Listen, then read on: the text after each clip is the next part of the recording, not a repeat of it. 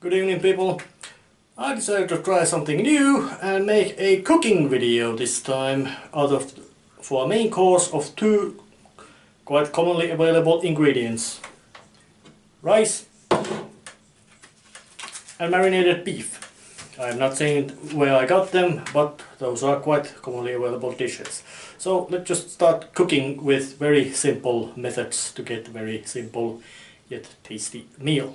Now I have set up the food making area, and of course the first phase is to just get the frying pan hot. This will be made with the beef will be made with the frying pan right here. So of course melt them. I'm using butter, but oils, vegetable or animal oils can be used to get the pan nice and greasy so meat doesn't stick into it. And of course, additionally, a reliable method of measuring time is needed, and it has to be quite accurate. Clock or something is quite handy.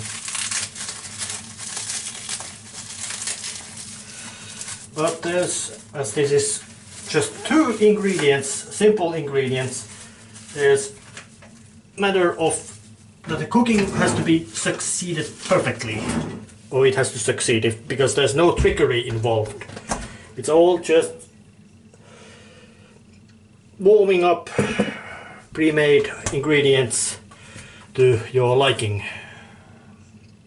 And rice itself works as you could say a time measuring device itself, because amount of time you need to boil rice is, well, that's much more clearly defined, so it's very fine and understandable how that would go. So, but just once the butter starts to melt, just spin it around so it spreads around the pan. Well, of course with oil or less viscous forms of fat, you get, or more like liquid at room temperature fats, you could just spin it around and let it heat up, but I'm not that expert in using that kind of substances. So, but just get the pan nice and greasy, or coated with fat, oil, or whatever word you want to make use of.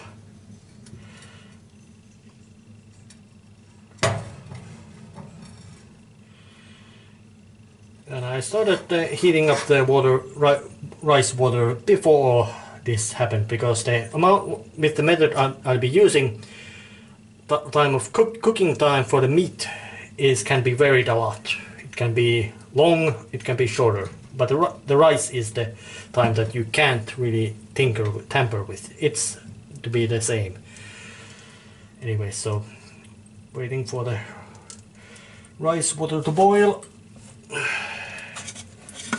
And the pan is starting to get hot, so now comes this critical phase of getting the meat hot into the pan.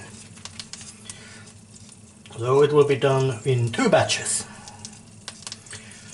I'll be using a wooden tool as an assistance, so get into the pan to start frying nicely and make this lovely sizzling sound. 2 batches, and poke it around to make it nice and good, well frying.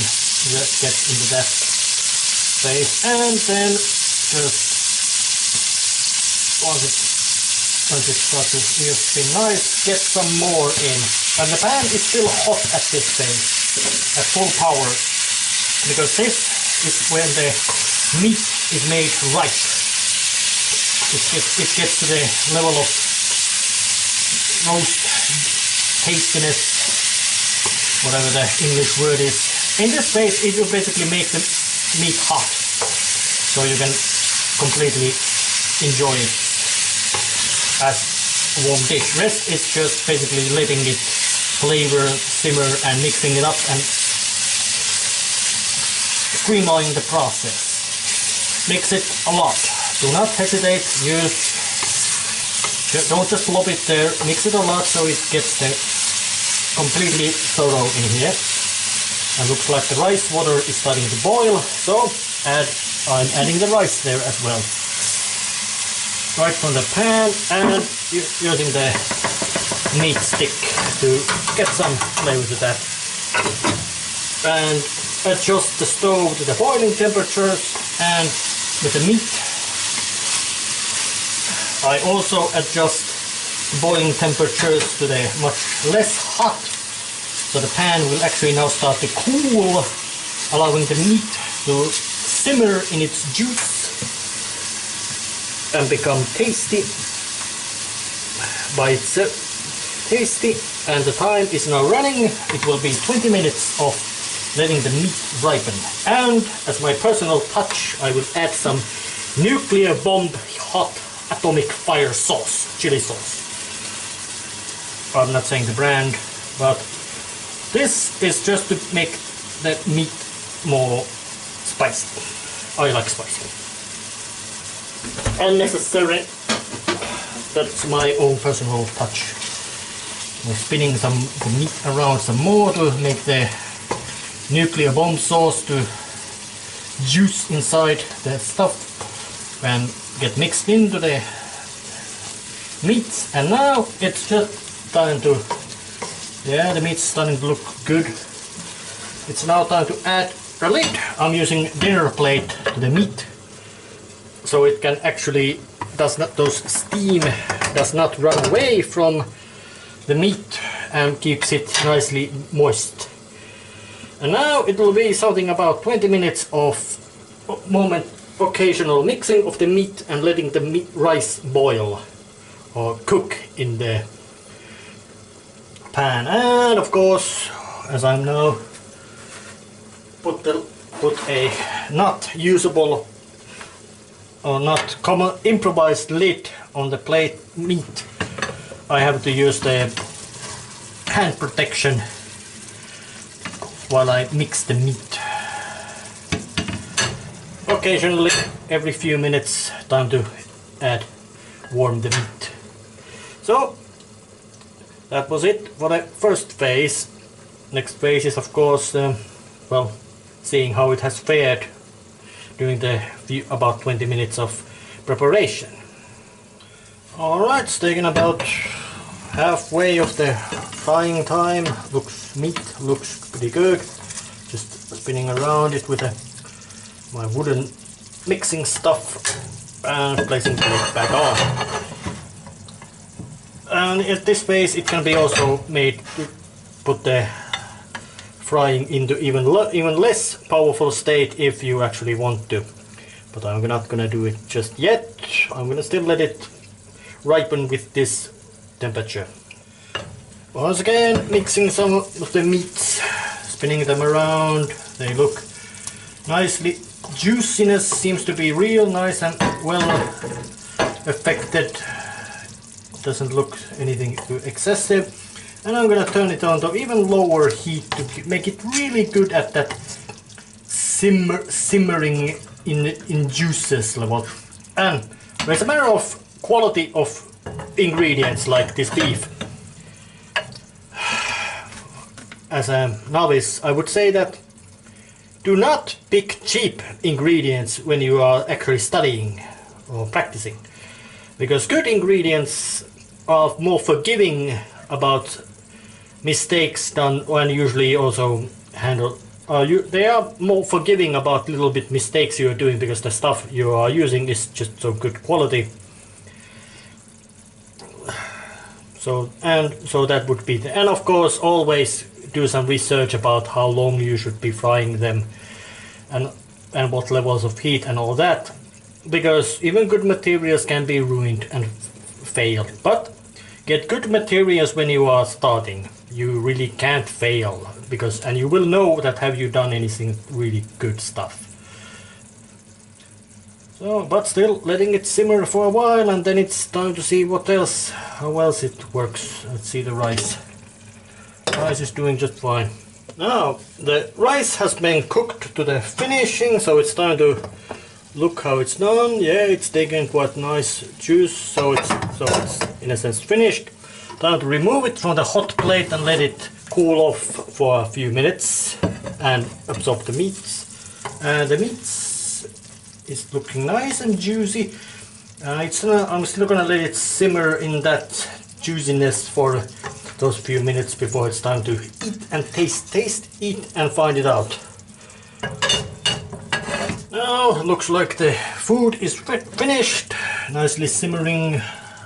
Rice looks good, beef looks good. Now it's time to do the most important phase, which is to say the taste test. So starting with, of course, scooping up some rice. Well, that's the main biggest substance of the food, dinner, lunch, breakfast, whatever. Well, not recommended for breakfast because beef is quite heavy food, and it's also great. Several heaping spoonfuls of rice, and now some beef, marinated beef. Oh, this looks just beautiful. Beautiful stuff. And using this juices flown from the beef to give some flavor and texture to the rice itself, which is nourishing, very nutritious plant. Lots of people eat it, forms basis of very big part of world cuisine, but it's quite of bland, so using the juices to give it some extra interesting. How the taste is seems pretty good. So now it's just a matter of taste testing this in the civilized manner. Food's ready, time to taste test it. Now I'm gonna enhance the rice with the nuclear bomb atomic fire sauce. Just because. And even though this may look like the special effect trickery, there is not. Just a little bit, not much. Mix it all up in the rice to make sure that the atomic bomb fire sauce gets spread evenly. And now it's time to skewer some nice big piece of beef with rice so that everybody can see the naked lunch, which is to say exactly what's at the end of each fork. Beef and rice. Let's add some more rice to it. Yeah, beef and rice. Taste test.